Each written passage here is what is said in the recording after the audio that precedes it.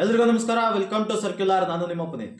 ಸ್ನೇಹಿತರೆ, ಶ್ರೀಲೇಶ್ ಎಸ್ ನಾಯರ್ ಅವರು ನಿರ್ದೇಶಿಸಿರುವಂತಹ ಹಾಗೂ ನಮ್ಮ ವಿನಯ್ ರಾಜ್ಕುಮಾರ್ ಅವರು ನಟಿಸಿರುವಂತಹ ಪೆಪೆ ಸಿನಿಮಾ ರಾಜ್ಯಾದ್ಯಂತ ತೆರೆ ಕಂಡು ಭರ್ಜರಿ ಪ್ರದರ್ಶನವನ್ನ ಕಾಣ್ತಾ ಇದೆ. ಆ ಸಿನಿಮಾ ಬಗ್ಗೆ ಮಾತಾಡೋದಕ್ಕಿಂತ ಮುಂಚೆ ನೀವಿನ್ನೂ ನಮ್ಮ ಚಾನಲ್ನ ಸಬ್ಸ್ಕ್ರೈಬ್ ಮಾಡಿಲ್ಲ ಅಂದ್ರೆ ಲೈಕ್ ಮಾಡಿ, ಶೇರ್ ಮಾಡಿ, ಸಬ್ಸ್ಕ್ರೈಬ್ ಮಾಡಿ ಅಂತ ಹೇಳ್ತಾ ಕಂಟೆಂಟಿಗೆ ಹೋಗೋಣ. ಸ್ನೇಹಿತರೆ, ಪೆಪೆ ಸಿನಿಮಾದ ಲೈನ್ ಸ್ಟೋರಿ ನೋಡೋದಾದ್ರೆ, ಒಂದು ತೊರೆ ಇರುತ್ತೆ. ಆ ತೊರೆಗೋಸ್ಕರ ಎರಡು ಪಂಗಡಗಳ ನಡುವೆ ಕಾಲಾನುಕಾಲದಿಂದ ಕಿತ್ತಾಟ ನಡೀತಾ ಇರುತ್ತೆ. ಆ ಕಿತ್ತಾಟ ಎರಡು ಫ್ಯಾಮಿಲಿಗಳ ಮಧ್ಯೆ ಬರುತ್ತೆ. ಆ ಕುಟುಂಬದಲ್ಲಿ ಆ ಕಿತ್ತಾಟದಿಂದ ಎಷ್ಟು ಜನ ಸತ್ತಿದ್ದಾರೆ, ಎಷ್ಟು ಜನ ಸಾಯ್ತಾ ಇದ್ದಾರೆ, ಮುಂದೆ ಎಷ್ಟು ಜನ ಸಾಯ್ತಾರೆ ಅನ್ನೋದನ್ನ ಈ ಸ್ಟೋರಿ ಒಳಗೊಂಡಿದೆ. ಇನ್ನು ಪೆಪೆ ಸಿನಿಮಾದಲ್ಲಿ ನಮ್ಮ ನಾಯಕರಾದಂತಹ ವಿನಯ್ ರಾಜ್ಕುಮಾರ್ ಅವರು ಯಾವ್ಯಾವ ಸವಾಲುಗಳನ್ನ ಎದುರಿಸ್ತಾರೆ ಅನ್ನೋದು ಈ ಸಿನಿಮಾದ ಲೈನ್ ಸ್ಟೋರಿ ಆಗಿರುತ್ತೆ. ಇನ್ನು ಜಾತಿ ಪದ್ಧತಿಯ ಮೂಲಾಧಾರದಿಂದ ಹುಟ್ಟಿ ಬಂದಿರುವ ಈ ಸಿನಿಮಾ ಜಾತಿ ಪದ್ಧತಿಯಿಂದ ಯಾವ ತೊಂದರೆಗಳಾಗುತ್ತೆ, ಅದು ಎಷ್ಟು ಕ್ರೂರ ಜಾತಿ ಪದ್ಧತಿ ಅನ್ನೋದು, ಅದನ್ನೆಲ್ಲ ತುಂಬ ಎಳೆಯಾಗಿ ಬಿಚ್ಚಿಡುವಂಥ ಪ್ರಯತ್ನವನ್ನು ಡೈರೆಕ್ಟ್ರು ಮಾಡಿದ್ದಾರೆ. ನನಗೆ ತುಂಬ ಇಂಪ್ರೆಸ್ ಆಗಿದ್ದು ಹೀರೋಯಿನ್ ಅವರ ಕ್ಯಾರೆಕ್ಟ್ರು.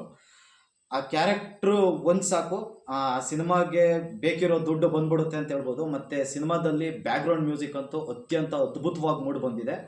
ಇನ್ನು ಡೈರೆಕ್ಷನ್ ಆಗಿರ್ಬೋದು, ಸಿನಿಮಾಟೋಗ್ರಫಿ ಮಾತಾಡಬೇಕು ಅಂದರೆ ಸಿನಿಮಾಟೋಗ್ರಫರ್ ಅವರು ನೇಚರ್ನ ತುಂಬ ಅದ್ಭುತವಾಗಿ ಬಳಸ್ಕೊಂಡಿದ್ದಾರೆ, ಪ್ರಕೃತಿಯನ್ನು ತುಂಬ ಅದ್ಭುತವಾಗಿ ಬಳಸ್ಕೊಂಡಿದ್ದಾರೆ. ಪ್ರತಿ ಪಾತ್ರಗಳು ಈ ಸಿನಿಮಾದಲ್ಲಿ ಆ ಪಾತ್ರಕ್ಕೆ ತಕ್ಕಂಥ ನ್ಯಾಯವನ್ನು ಒದಗಿಸಿದವೆ ಅಂತ ಹೇಳ್ಬೋದು. ಇನ್ನು ಆರ್ಟ್ ವರ್ಕ್ ಆಗಿರ್ಬೋದು, ಕ್ಯಾಮ್ರಾ ವರ್ಕ್ ಆಗಿರ್ಬೋದು, ಎಲ್ಲವೂ ಕೂಡ ಅದ್ಭುತವಾಗಿ ಮೂಡಿ ಬಂದಿದ್ದಾವೆ.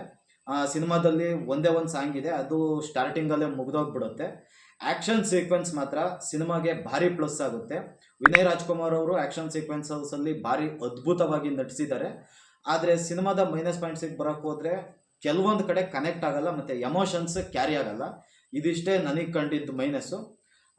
ಒಂದು ಫ್ಯಾಮಿಲಿ ಕೂತು ಆರಾಮಾಗಿ ನೋಡುವಂಥ ಸಿನಿಮಾ, ಎಲ್ಲ ಯೂತ್ಸ್ಗಳು ಹೋಗಿ ನೋಡಿ. ತುಂಬ ಒಳ್ಳೆ ಮೆಸೇಜ್ ಇದೆ ಅದರಲ್ಲೂ. ಕ್ಯಾಸ್ಟ್ ಸಿಸ್ಟಮ್ ಬಗ್ಗೆ ಈಗಿನ ಪೀಳಿಗೆಗೆ ಅಗತ್ಯವಿರುವಂಥ ಸಿನಿಮಾ ಅಂತಲೇ ಹೇಳ್ಬೋದು ಪೆಪೆ.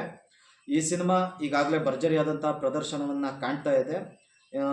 ಈ ಸಿನಿಮಾನೂ ಕೂಡ ನಮ್ಮ ಭೀಮಾ ಮತ್ತು ಕೃಷ್ಣ ಪ್ರಣಯ ಸಖಿ ಆದಂತಹ ಒಂದು ಬ್ಲಾಕ್ ಬಸ್ಟರ್ ಲಿಸ್ಟ್ಗೆ ಸೇರಲಿ ಅಂತ ಹೇಳ್ತಾ ಇವತ್ತಿನ ವಿಡಿಯೋನ ಮುಗಿಸ್ತಾ ಇದ್ದೀನಿ. ಧನ್ಯವಾದಗಳು.